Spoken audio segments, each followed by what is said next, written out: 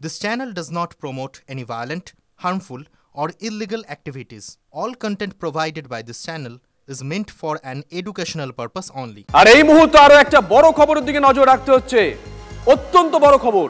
মুখ্য সচিবের উপস্থিতিতে সিইও কে আক্রমণ মুখ্যমন্ত্রীর। মুখ্য সচিবের ভূমিকা নিয়ে বিরক্ত প্রকাশ নির্বাচন কমিশনের। মুখ্য সচিবের উপস্থিতিতে সিইও কে আক্রমণ মুখ্যমন্ত্রীর। মুখ্য সচিবের ভূমিকা নিয়ে বিরক্ত নির্বাচন কমিশন।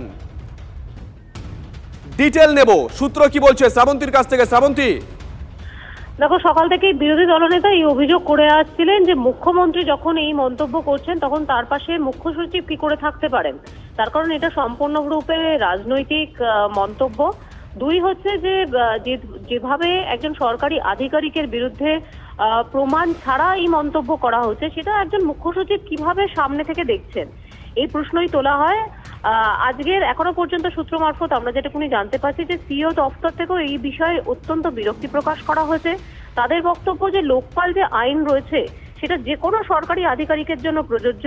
সেই আইনের বলে যে কোনো সরকারি আধিকারিককে যদি অভিযোগ তার বিরুদ্ধে আনতে হয় তাহলে আগে একটা হলফনামা দিতে হয়, এবং তারপর যদি কোনোভাবে সেই অভিযোগ মিথ্যা বলে প্রমাণিত হয় তাহলে 1 বছর পর্যন্ত জেল হবার সুপারিশ করা রয়েছে এই লোকপাল আইনে। এখন প্রশ্ন হলো যে যখন এই আইন জানা রয়েছে মুখ্য সচিবের, তখন তিনি কিভাবে সেইখানে থাকতে পারেন, এই প্রশ্ন তোলা হয়েছে। গতকাল রাতে যখন এই মন্তব্য করা হয়েছে মুখ্যমন্ত্রীর পক্ষ থেকে, তখনই সিইও দফতর থেকে এই বিষয়টি নিয়ে জানতে চাওয়া হয়েছে, এবং আমরা যেটুকুনি জানতে পারছি যে মুখ্য সচিব তিনি যেটুকুনি তার ঘনিষ্ঠ মহলে জানিয়েছেন যে যখন ওই মন্তব্য করা হয়েছিল তখন সেই অর্থে তিনি বুঝতে পারেননি যে এই ধরনের একটা কিছু মন্তব্য উঠে আসবেন, এবং কিছু বুঝে ওঠার আগেই গোটা বিষয়টা শেষ হয়ে যায়।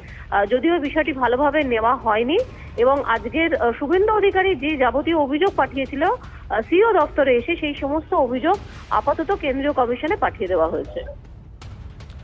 ধন্যবাদ। গতকাল মুখ্যমন্ত্রী ঠিক কি বলেছিলেন শোনাই একবার। ইভেন একটা কথা আছে না, বাঁশির চেয়ে কঞ্চি বড়। সেন্ট্রাল ইলেকশন কমিশনকে বেশি বসিয়ে রেখে এখানে যিনি সিইও স্টেটের থেকে যিনি গেছেন, যিনি যার বিরুদ্ধে অনেক কিছু অভিযোগ আছে, আশা করি তিনি বেড়ে খেলবেন না, মানে ওভার রিয়াক্ট করবেন না। তিনি বড্ড বেশি অফিসারদের থ্রেট করছেন, যিনি নিজে নানা অভিযোগে দুর্নীতিগ্রস্ত। গতকাল বিকেল 5টা নাগাদ সাংবাদিক বৈঠকে এমনই অভিযোগ করেন মুখ্যমন্ত্রী মমতা বন্দ্যোপাধ্যায়। মুখ্য সচিবের উপস্থিতিতে সিইও কে আক্রমণ মুখ্যমন্ত্রীর।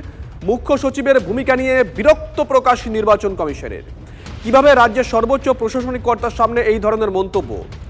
লোকপাল আইন অনুযায়ী হলফনামা ছাড়া অভিযোগ করা যায় না, কোনো সরকারি কর্তার বিরুদ্ধে অভিযোগ আনা যায় না। মুখ্য সচিবের জানা উচিত সেই আইন, তারপরেও তার উপস্থিতিতে কিভাবে সিইও কে আক্রমণ? সূত্র বলছে এমনই প্রশ্ন তুলেছে নির্বাচন কমিশন। বেলডাঙ্গায় 2 ব্যাগ ভর্তি তাজা বোমা উদ্ধার। সকালে দিঘির পাশে ব্যাগ দুটি পড়ে থাকতে দেখে সন্দেহ হয় স্থানীয় বাসিন্দাদের। খবর পেয়ে ঘটনাস্থলে পৌঁছে পুলিশ, উদ্ধার করা হয় 2 ব্যাগ ভর্তি বোমা।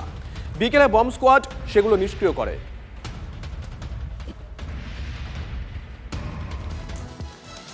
অন্যদিকে কামালগাজীতে বেসরকারি ইংরেজি মাধ্যম স্কুলে হঠাৎ মৃত্যু 9ম শ্রেণীর এক পড়ুয়ার। স্পোর্টস ক্লাস চলাকালীন সহপাঠীদের সঙ্গে খেলার সময় হঠাৎই মৃত্যু হয় 9ম শ্রেণীর ওই পড়ুয়ার। সহপাঠীদের সঙ্গে দৌড়দৌড়ি করছিল 9ম শ্রেণীর পড়ুয়া অর্কদীপ বাগ। আচমকাই মাটিতে পড়ে যায় অর্কদীপ। তড়িঘড়ি পড়ুয়াকে উদ্ধার করে নিকটবর্তী হাসপাতালে নিয়ে যায় স্কুল কর্তৃপক্ষ। চিকিৎসকেরা অর্কদীপকে মৃত বলে ঘোষণা করেন। মৃত পড়ুয়া রামচন্দ্রপুরের বাসিন্দা। ঘটনা তদন্ত শুরু করেছে নরেন্দ্রপুর থানার পুলিশ। সিসিটিভি ফুটেজ খতিয়ে দেখা হচ্ছে, দেহের ময়নাতদন্ত করা হবে।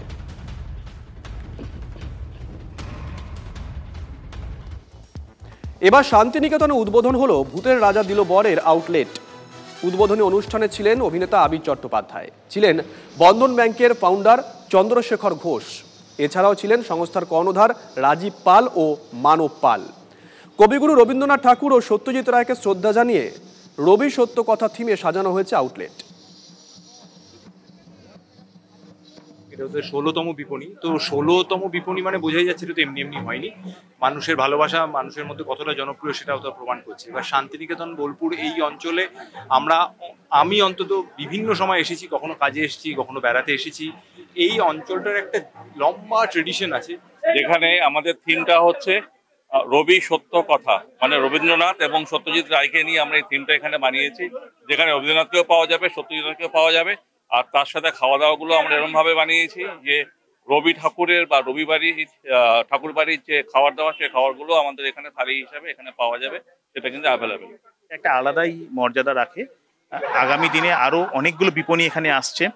এর সঙ্গে আমাদের এখানে অ্যামিউজমেন্টের সমস্ত রকম আয়োজন আমরা রাখছি, এবং বীরভূম ডিস্ট্রিক্টবাসীর কাছে এইটা একটা ডেফিনেটলি মাইলস্টোন জায়গা হতে চলেছে।